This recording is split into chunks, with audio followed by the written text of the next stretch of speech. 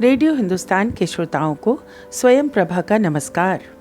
कैसे हैं आप सब? आशा है अच्छे होंगे। भाई आजकल गर्मियों का मौसम चल रहा है और गर्मी के मौसम की सबसे बड़ी समस्या होती है या कहे सबसे बड़ा सवाल होता है, भाई स्मार्ट कैसे रहें और स्मार्ट कैसे दिखें।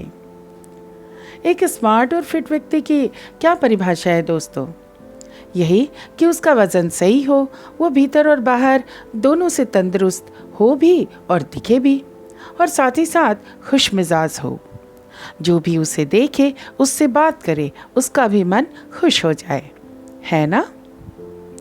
तो क्या आप भी स्मार्ट और फिट रहना पसंद करेंगे? बिल्कुल जी, क्यों नहीं? यही जवाब है ना आपका। तो चलिए आज मैं आपको एक छोटी सी टिप देती हूँ जिससे आप तन और मन दोनों से खुश रहेंगे। हाँ, स्मार्ट और फिट, हैप्पी भी। तो वो छोटी सी सलाह, छोटी सी टिप या कहिए कि आज का फिटनेस मंत्र है, पसीना बहाएं और फिट हो जाएं। आप कहेंगे वो कैसे? तो प्यारे दोस्तों, ऐसे। ये एक मज़ेदार फैक्ट है। पसीना हमारे शरीर का नेचुरल एयर कंडीशनर है, नेचुरल एसी। वो ऐसे कि जैसे ही हमारा बदन पसीने से भीग जाता है, हमारे शरीर की गर्मी उसको भाप बनाकर उड़ाने में खर्च हो जाती है और हम ठंडा ठंडा कूल फील करते हैं। जैसा कि आप सबको पता है, हम जो कुछ भी खाद्य पदार्थ खाते हैं वो हमारे शरीर में जाकर पच जाता है। पचने के बाद वो भोजन हमारे खून में मिल जाता है। यही खून हमारे लंग्स में यानी कि फेफड़ों में जाता है, जिसमें वहाँ ऑक्सीजन भी शामिल हो जाता है। तो खून के साथ साथ भोजन और ऑक्सीजन दोनों शरीर के कण कण में पहुँचते हैं, यानी शरीर की सबसे छोटी इकाई सेल्स के अंदर। वहाँ होता है भोजन का ब्रेक डाउन, जिसके फलस्वरूप हमें एनर्जी मिलती है। इसके अलावा कई तरह के ज़रूरी रसायन हमारा शरीर समय समय पर खुद भी बनाता रहता है।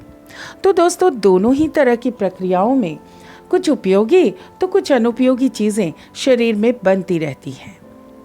उपयोगी चीज़ें तो हमारा शरीर इस्तेमाल कर लेता है, मगर अनुपयोगी चीज़ें या विषैली चीज़ें जिन्हें टॉक्सिन्स कहा जाता है, वो हमारे खून में मिली रह जाती हैं।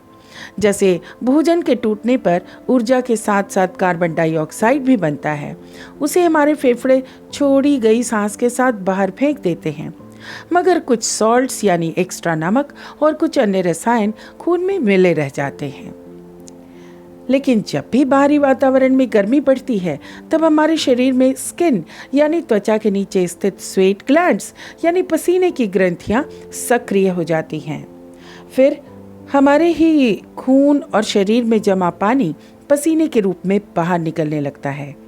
इस पसीना निकलने के साथ ही खून में मिले कुछ एक्स्ट्रा सॉल्ट्स यानी नमक और कुछ टॉक्सिन्स यानी हानिकारक रसायन शरीर से बाहर निकल जाते हैं।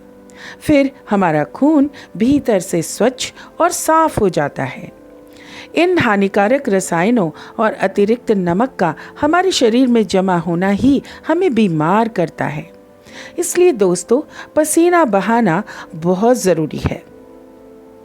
पसीना बहने से शरीर के टॉक्सिन्स बाहर निकलते हैं और ये हमारी बॉडी के मेटाबॉलिज्म को भी सही करता है, जिससे हमें अपना वज़न कम करने में भी मदद मिलती है। लेकिन ये कतई ज़रूरी नहीं कि पसीना बहाने के लिए पैसे खर्चे जाएं। ज़रूरी नहीं कि हम जिम जाकर ही पसीना बहाएं। अपने घर के कई ऐसे काम हैं जो हमें अच्छी वर्जिश देते हैं, उन्हें हम अपनी रूटीन में अपनाएं।